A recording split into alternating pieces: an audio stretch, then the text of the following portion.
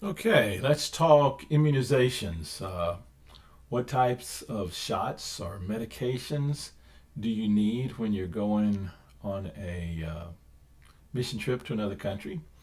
And the answer to that is it depends. It depends on where you're going, it depends on how long you're going to be there. There are many different types of medications. And so we'll just start with the basics. So when somebody says that they are going on a mission trip to Kenya, then what do they need to know? So let's take a look at that. Let's go to a Google web page. And what we will do is we will go, and the best place to go to find this out is cdc.gov, G-O-V. And so that will take you right to the Centers for Disease Control website. And what you need to do at this point is go to Travelers Health and click on it and tell it where you're going. What destination are you going to? So as you scroll down, you can see a lot of different information. There's tons of information. But if you want to get to Kenya very quickly, then the best thing to do is just click on K, and it will take you right to all the countries with the K, and then you can click on Kenya, and it will open up and it will show you Kenya. So here's all the traveler's information you need about Kenya. Where are you going and what do you need? Well, right now, since we're in the middle of a international pandemic, then pretty much every website is going to say, careful, don't go because of the COVID-19. The vaccines and the medications that you need, all travelers. So you need your regular immunizations that you get when you are growing up, and hopefully you got those. That would be the measles, mumps, and rubella.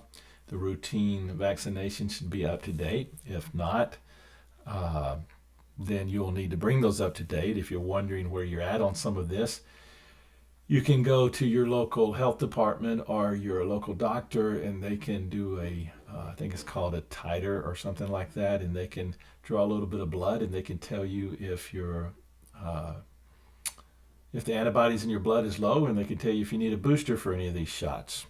So if you don't travel on a regular basis, that may be something you want to check into.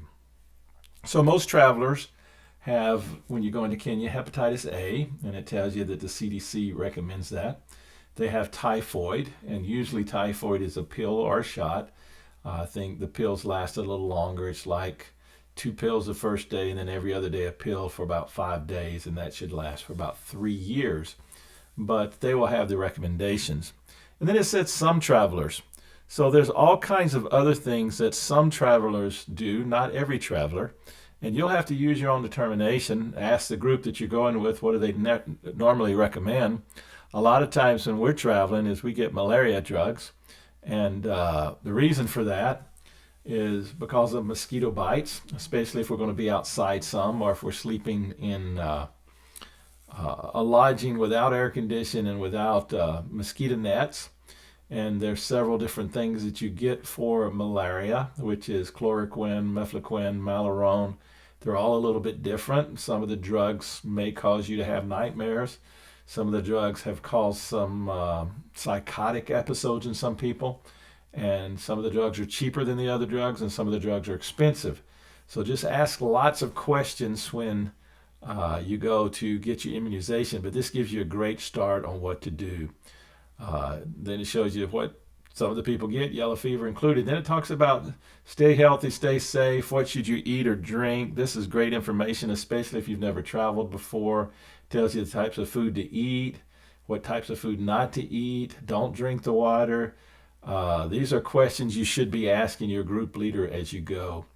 And if they don't have the answer, hopefully they'll know where they can ask. And there's some of us that have been on 25 or 30 trips that can say, okay, here's what I would do in this particular thing, or here's what I've heard. So basically, that's the basic way to get around to find the immunizations that you need. Some different organizations and different mission organizations will have their recommendations, and they will give you some type of documentation saying, look, this is what we recommend. This is what we do. I know when we've gone to Africa, they said if you do what we tell you to do and you eat the way we tell you to eat, you won't get sick. And that's true every time we've been to Africa. The worst thing that you get may be some type of either constipation or diarrhea.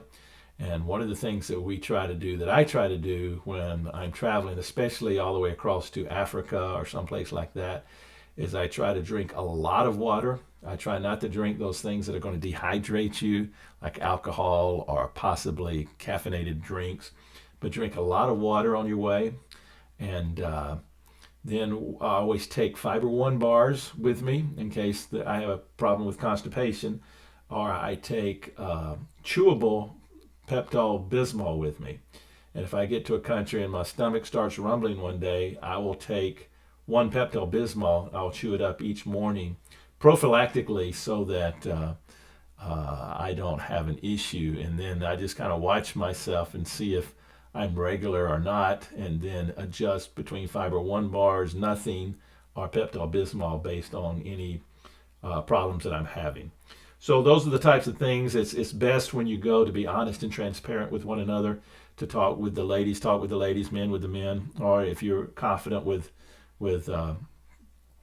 another person, tell that person what you're experiencing, and don't let things just go by the wayside because something that's small in a foreign country may be a big thing real quick because they don't have the resources or the preparedness that typically we have here in the United States.